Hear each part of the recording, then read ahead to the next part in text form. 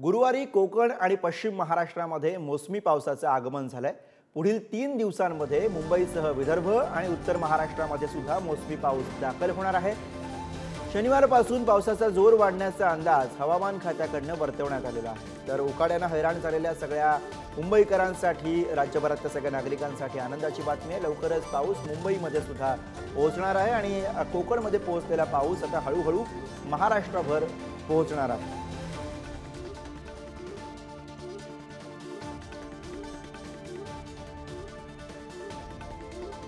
Monsoon कोकणामध्ये दाखल झाला आणि लवकरच आता मुंबईमध्ये सुद्धा मान्सूनचं आगमन होणार आहे। पश्चिम महाराष्ट्रामध्ये सुद्धा मान्सून पोहोचला। 3 दिवसांमध्ये मुंबईसह उत्तर महाराष्ट्रातही मोसमी पाऊस दाखल होणार आहे। शनिवारपासून पावसाचा जोर वाढेल असा अंदाज हवामान खात्याकडून वर्तवण्यात आलेला आहे।